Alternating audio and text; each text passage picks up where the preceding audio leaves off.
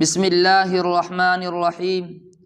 حضرت حسین رضی اللہ عنہ فرماتے ہیں کہ میں نے اپنے والد محترم سے حضور صلی اللہ علیہ وسلم کا اپنے اہل مجلس کا ساتھ کا طرز پوچھا تو انہوں نے فرمایا کہ آپ ہمیشہ خندہ پیشانی اور خوش خلقی سے پیش آتے تھے، یعنی چہرۂ انور پر تبسم اور بشاشت کا اثر نمایاں ہوتا تھا۔ آپ نرم مزاج تھے، یعنی کسی بات میں لوگوں کو آپ کی موافقت کی ضرورت ہوتی تو آپ سہولت سے موافق ہو جاتے تھے۔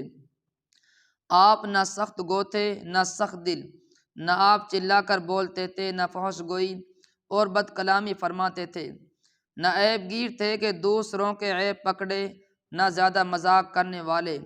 آپ ناپسند بات سے تغافل برتتے تھے، یعنی ادھر التفات نہ فرماتے گویا سنی ہی نہیں۔ دوسرے کی کوئی امید اگر آپ کو پسند نہ آتی تو اس کو مایوس بھی نہ فرماتے اور اس کو محروم بھی نہ فرماتے، بلکہ کچھ نہ کچھ دے دیتے یا دلجوئی کی بات فرما دیتے۔ آپ نے اپنے آپ کو 3 باتوں سے بالکل علیحدہ فرما رکھا تھا: جھگڑے سے، زیادہ بات کرنے سے اور لایعنی و بیکار باتوں سے۔ اور 3 باتوں سے لوگوں کو بچا رکھا تھا: نہ کسی کی مذمت فرماتے تھے، نہ کسی کو عار دلاتے تھے اور نہ کسی کے عیوب تلاش فرماتے تھے۔ آپ صرف وہی کلام فرماتے تھے جو باعث اجر و ثواب ہو۔ جب آپ گفتگو فرماتے تو حاضرین مجلس اس طرح گردن جھکا کر بیٹھتے جیسے ان کے سروں پر پرندے بیٹھے ہوں، کہ ذرا بھی حرکت ان میں نہ ہوتی تھی۔ پرندہ ذرا سی حرکت سے اڑ جاتا ہے۔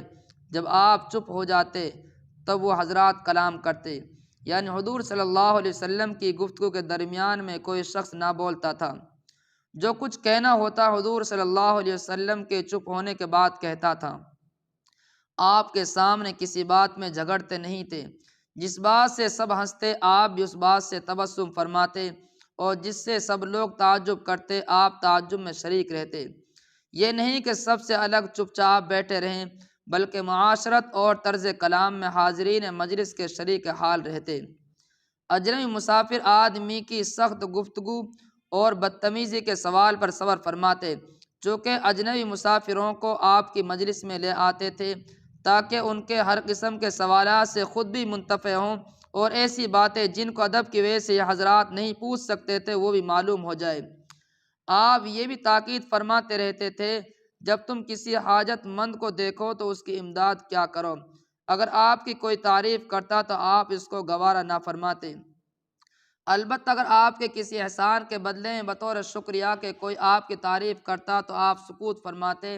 احسان کا شکر اس پر ضروری تھا، اس لیے گویا وہ اپنا فرض منصبی ادا کر رہا ہے، کسی کی بات کاٹتے نہیں تھے۔ البتہ اگر کوئی حد سے تجاوز کرنے لگتا تو اس کو روک دیتے یا مجلس سے کھڑے ہو جاتے تھے تاکہ وہ خود رک جائے۔